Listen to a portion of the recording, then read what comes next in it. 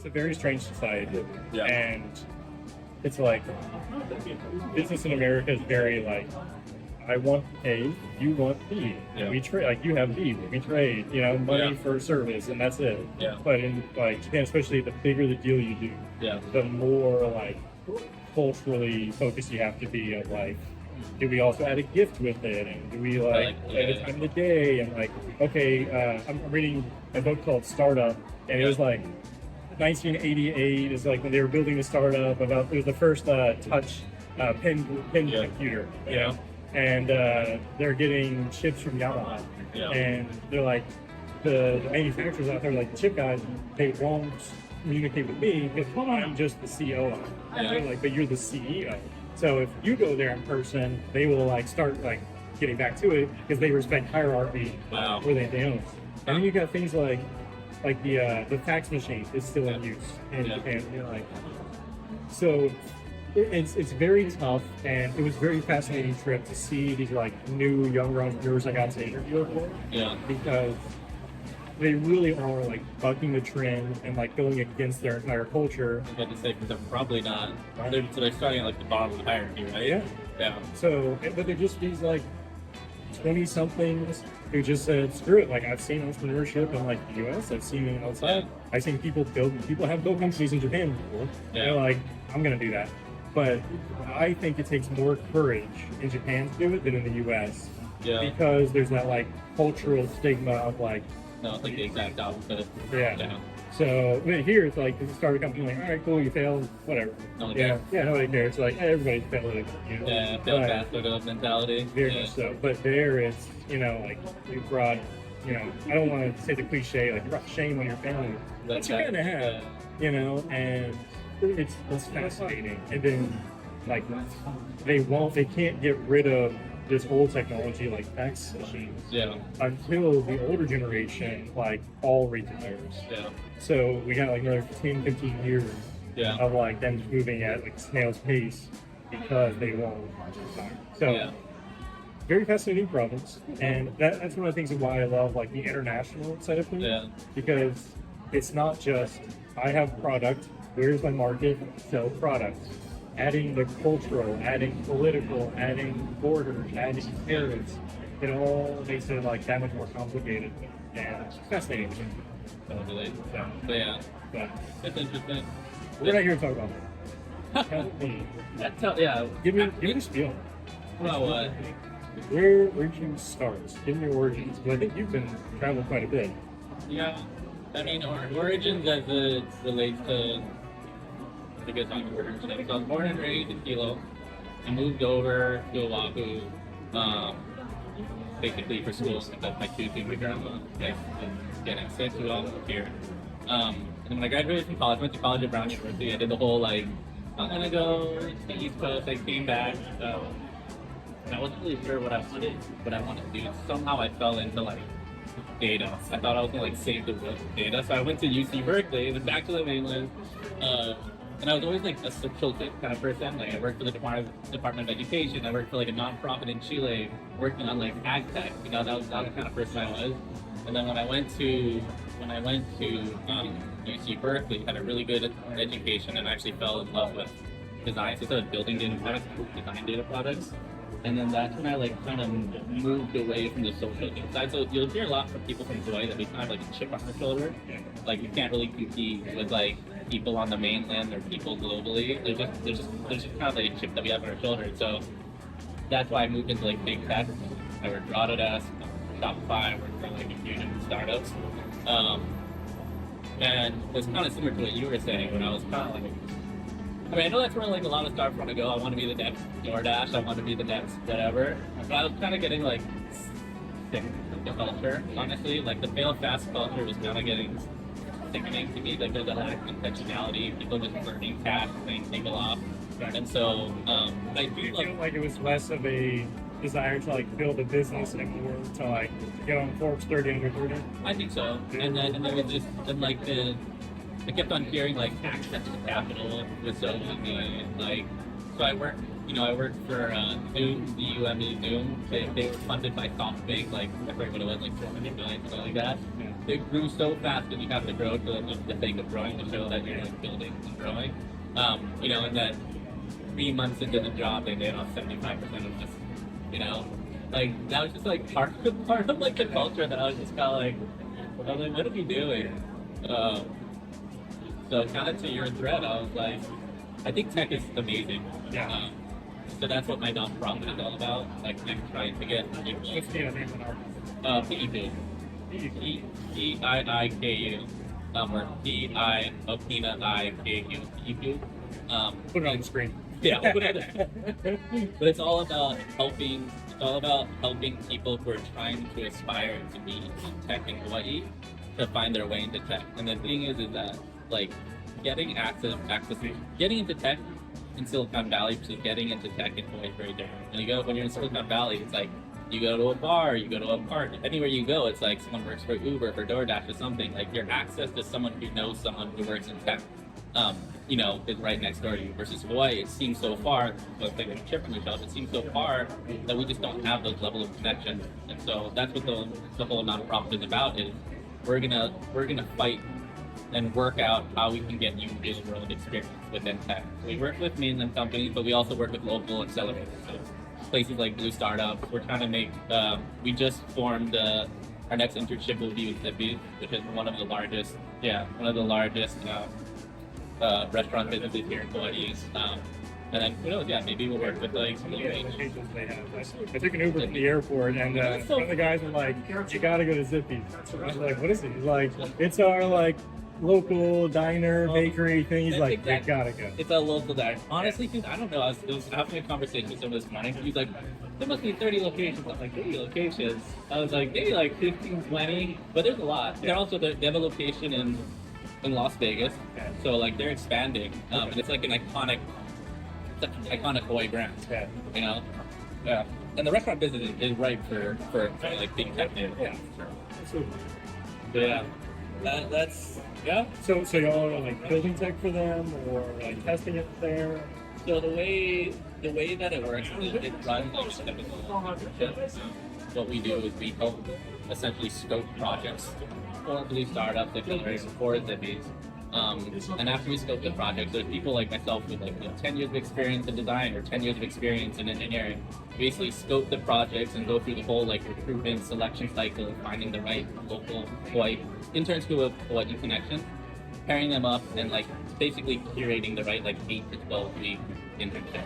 And the thing is that it's like it's just true. Like if you're gonna hire someone, like the better bet is to hire a senior person, even if they're more expensive, honestly.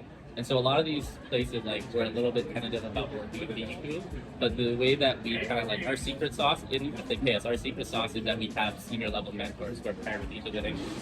So there's people, there's people who are like, we're at like Amazon, ITO, like people with like 10, 15 years of experience, tons of experience. They're like, you had to pay them for their like level of knowledge for an hour. Like you're paying them like $200 to $300 an hour, and now you're getting them for free, mentoring, what I think is like we're vetting like the top fucking coming talent in Hawaii. So to me, it's a no-brainer bet. Yeah. And we're starting to build enough of a brand where like places like Zippy's and Blue Startups are, they trust us. I think since I want to ask where. Yeah. I want to ask where. Like you're getting the talent from. But first, can you explain Blue Startups? Like, who are they? What do they do? Where they at? Yeah, Blue Startups is actually a top 20 accelerator in the U.S. Yeah, they're based here in Hawaii, and so I think it's once a year, I think it's twice a year. Once a year, they have a cohort of 10 to 15 tech-enabled companies who are Hawaii connected. The same thing. They run them through. I mean, I think their support is longer than 8 weeks, but they have like an in-person 8-week accelerator program here in Hawaii, and then they provide them funding as well as there's ongoing support. They do pitch competitions and stuff like that. So it's really cool that up and coming talent in Hawaii gets to work with incoming startups. And that was my whole thing with like a lot of people say, work with a nonprofit, like go work in a nonprofit, like volunteer your time. And I'm like, well, I want them to work on like companies that are like forward thinking, high growth, a lot of that companies. So let's stick with it. we've done it 2 times now, and probably will continue doing it. Good. Yeah. So back to their questions, Yeah. where do you see most of the talent from? Is it like high schoolers wanting to go directly into it? Yeah. Is there any like interest coming from the university? Like Yeah. one thing that I've kind of been like, not a formula, but something I've been working on since like Mexico is like there seems to be this like list of ingredients that every startup community needs to like really grow and help entrepreneurs. You probably missed one of them, but like you can't miss 2 or 3. And it's like investors, like people willing to like give it a shot, the entrepreneurs. Yeah. Usually in university, like Silicon Valley has Stanford, like you need usually certainly a business angel group, like things like that. Yeah. Have you seen a lot of collaboration from University of Hawaii, or is more a separate thing? Like in terms of students coming from the University of Hawaii system? So we have definitely had a few students coming from the UH system, but we've actually had a lot more career students. And so I don't think it's been like, it could be the fact that we've been marketing to channels that are around like career switchers, like there's like community Slack channels that we're really embedded in. A lot of like the community organizations, which you should probably talk to, like Thrive, Hive, Purple Light, these other like grassroots community-based organizations in tech. I think their demographic has been a little bit more different than the college student base. So I would say there's definitely been a mix, but we've been pulling more towards career switchers.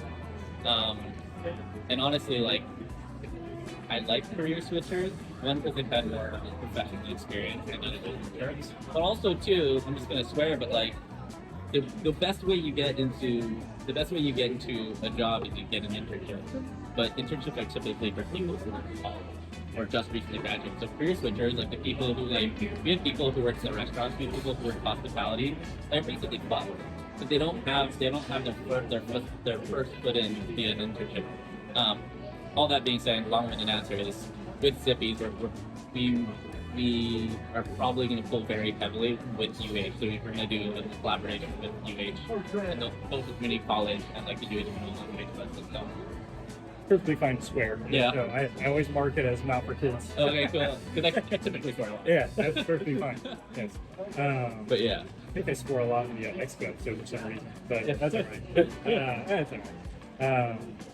No, I love to hear it. I think, I don't know, I'd be interested to hear your opinion on, especially the like non-college student, like already in a career.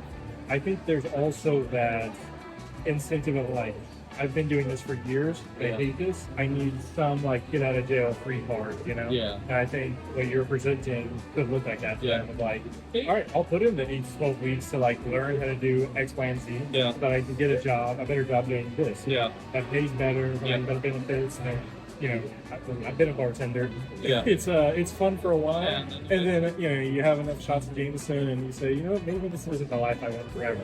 So, yeah. I mean, yeah, like, I forget what the dollar amount is, but the living wage in Hawaii is considerably high.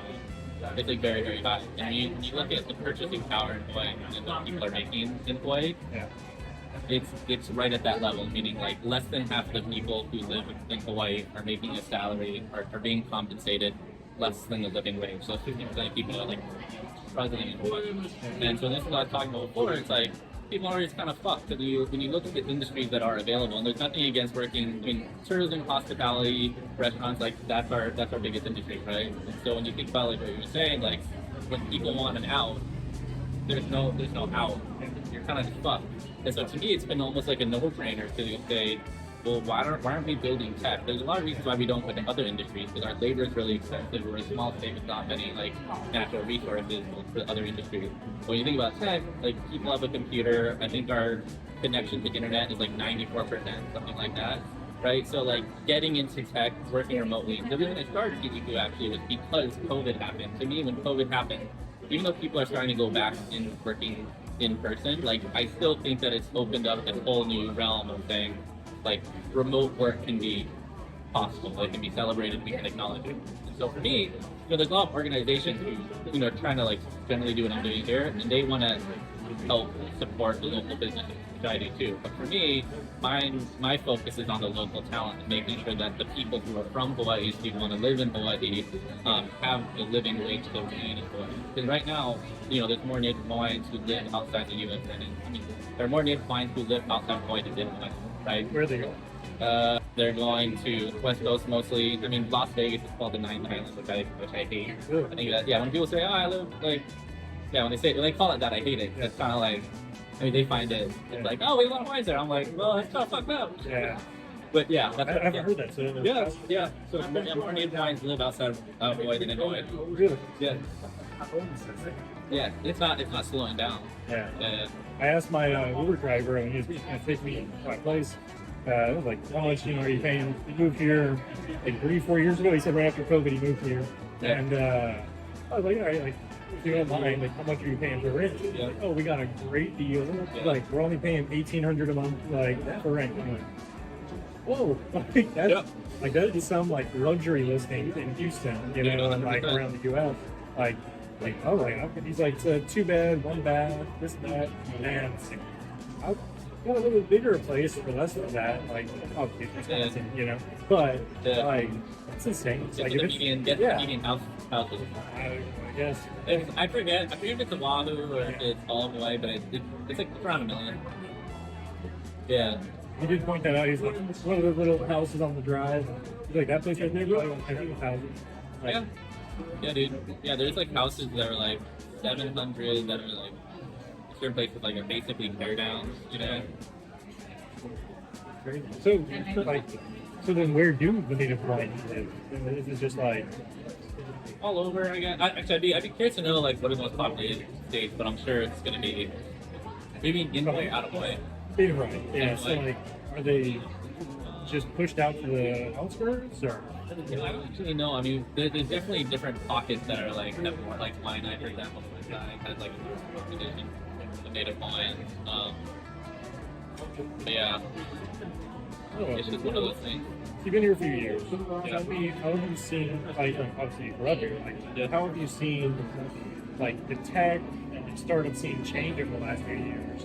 And what are some things that you've seen, like, make it easier for you to become a entrepreneur? Yeah. Very broad question. So no, I know. No worries. Before I left Hawaii, like, no one really knew much about tech or startups. Like, I went to UC Berkeley, not even doing UX UI design. Like, I just thought everyone was a software engineer. And so, I mean, there's definitely like a much greater awareness, probably everywhere, that tech is a thing. But in terms of like techs and startups, I have a nonprofit. I would call that entrepreneurship. I'm not, I don't have a for-profit that's looking for seed funding. But I've heard getting access to capital is still super hard in Hawaii, and like a lot of the people who are like becoming successful, I'm not going to name names or company names, but like I've heard that they've had to leave Hawaii in order to gain access to the type of capital they need. And so I've heard it's very, very hard still to like create a successful startup in Hawaii. I have some names I keep talking about that if you know this more, but yeah, I've heard it's still super difficult. We had a similar problem in Houston where like a lot of the startups that were getting funding were leaving to Austin or just straight to Silicon Valley. Yeah. So and like Austin, most of the branches or a lot of the branches in Silicon Valley just put a second office in Austin because everybody was moving there during COVID. Yeah. So yeah, similar problem, we want to build a community here, we want to keep the tech here, but nobody here who has money is willing to invest in it. Yeah. And you would think that a city built on like speculative guessing of where oil is in the ground would be more open to investing in like startups. Yeah. But I guess not. Yeah, I'm really confused about it. Yeah.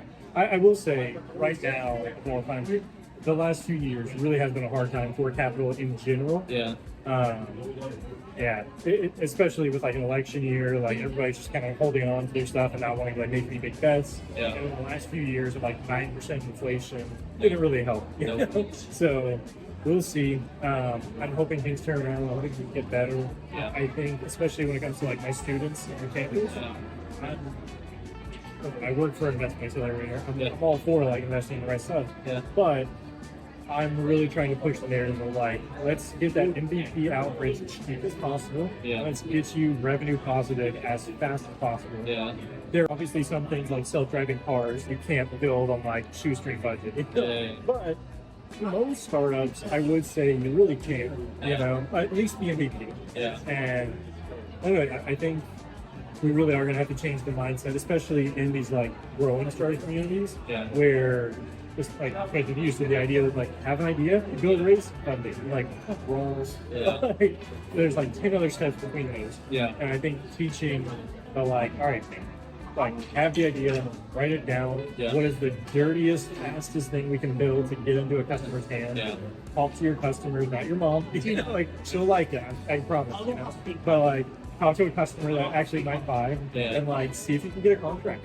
Yeah. Like I think it's very easy, especially in the startup world, especially in Silicon Valley. Like it's so easy to like dream of the idea, and think about the idea, and the exits, and the funding round, and the big things. Yeah. But the like nitty gritty. All right, I just got to sit down and code the hell out of this thing right now. Yeah. That's the stuff you don't want to talk about. You know, like every now and then there's a night just like Red Bull fueled by mayhem, but the rest of the time. It's what affects you, you know, and it's perfectly fine. So, I think working on the mindset of like certain startup founders and the feeling of working to the students of like, you don't need to raise your own funding. You don't need to like go isolate yourself for like 8 weeks and just build it. Like, that's why like the first whole week of our program, we just figured out like what is the problem we're solving. Yeah. The next 4 weeks, it was go talk to your customers. That's it. Go out there and talk to them. Yeah. So, I don't know. Yeah. I would say that in addition to that, the one thing that Hawaii does, maybe other, we got to work at it, but we do really well is like, I mean, I remember when I was in the Bay, it's like there's like 10 big hackathons happening every weekend. There's giant meetups and stuff like that. Which to me, like, it's very good at getting like huge numbers out, but I don't know about like the intentionality of actually bringing the right people together. Hawaii, like, we're much smaller. The tech scene is much smaller, but our intentionality between the organizations and trying to cultivate relationships, really, really good. So like, our organization, Piʻikū, Pace, an organization at UH, like, there's all these community organizations, like I mentioned before, that are like hosting really cool events to bring people together. But there's been a narrative, I'd say, it still exists, but I don't believe it, that like, they're like, oh, engineers don't exist in Hawaii, so, you know, I have to offshore or whatever. Like, I can't find the right fit for my founders, because that's like the most important part for start ready to teach. So I think that we're doing this, and that's just part of like the community, or like the Hawaii culture is like very community driven. So we've done a good job at that. I think. Like the right people are coming together with the right mindsets for sure. That's cool. So obviously, you know, we're right here in Oahu. We're in Honolulu, the city, the capital, the main area. Yeah. Like the most populous, most dense. What's been I assume most of it's probably here in Honolulu. Most of the startup build. Have you seen other islands? Or? I mean, I don't want to say like it's only in Honolulu because it's the neighbor island, so it'll be like. But I mean, yeah, it's. I think it goes without saying for the most part that most of the tech scene is happening on Oahu in Honolulu. I know Maui has like the tech scene. You know, maybe Hawaii Island as well, but the majority of the action's happening here. But you know, there's some cool stuff like over on Hawaii Island. There's an accelerator all around like aquaculture. Yeah, over on the Kona side. And us too. It's very fascinating seeing in all these different startup communities. Yeah. They tend to take on the personality of the area they're in, and a lot of the tech tends to be around like solving those problems. So like in Houston, a lot of the tech is there in oil and gas and medicine. Yeah. Are successful startups. Okay. So like, do you see the same thing here, or what would you say the biggest industries that people tend to, or do they not? Is there like a very wide range here? That's the thing. Other than that hustle culture one, like, Do they not? Is there like a very wide range here? that's the thing. Other than that hustle culture one, like, yeah, I mean, okay, you know what? So I say blue startups is a little bit of an outlier in that it's actually like software and tech. Yeah. I would say that when you think about entrepreneurship in Hawaii, it's actually around just consumer packaged goods. Okay. So like I got two different companies my trip here. I want to go and get their CPG stuff. yeah, it's that's what it's around. It's around like Mana is one of the accelerators, founders, one of the other accelerators. Purple Mine, they do founder. So yeah, there's a lot around consumer packaged goods, and I think I don't know that it's like. I don't know that it's like where the personality comes from. It might be just like the accessibility. Like when you think about like stuff that you can build, like there's an accessibility that comes to cheap consumer packaged goods. So yeah, but I think a lot of that for sure. Yeah. Is a lot of the packaging that you do too, or No, that's I mean nothing against those businesses, but the thing is like you don't have the industry to actually make those things from scratch. So like there's even though it's designed here and it's supporting a local business owner, a lot of these all the businesses, you know, they're still importing it from like Vietnam, anyway, which is nice. I support it. Like I'm all for it and I support it. But it's always been something where it's like I'm a little bit hesitant. Like, it's like it's still imported. It's not everything. A lot of stuff. we're seeing a lot of especially. I definitely still look at that, of course, but there's another, I think Detroit actually has a large robotic startup scene. So a lot of like physical hardware. Yeah. I think between that and like, you know, Elon Musk, like Tesla boss, and Yeah. just all the money that's going into like literal robots who can do tasks. Yeah. I think we're seeing a lot more manufacturing capable of going back to this space. Yeah. Because, you know, you don't have to have 50 people to operate one mill anymore. Yeah. Now it's just one person off to maintain 5 robots. Yeah. You know, so we might be able to see some of that come back stateside soon. You know, it might make more sense to pack and ship and freight it all here Yeah. instead of, you know, especially if you add in tariffs and if you add in shipping and like Yeah. everything else, it might get cheaper here in the next few years. So Yeah. I hope so. Yeah. Bring more jobs back here to the States, give one-star people side. Totally. I'd be curious. Yeah. I'd be curious what hits in Hawaii Yeah. other than consumer packaged goods. Yeah. I think we're still in the very early stages, and it's cool to see these different startup communities like growing and seeing what they're turning into. Totally. Yeah, we'll talk about that for today. So, Yeah. but, Yeah, that's what you were looking for, dude. perfect, dude.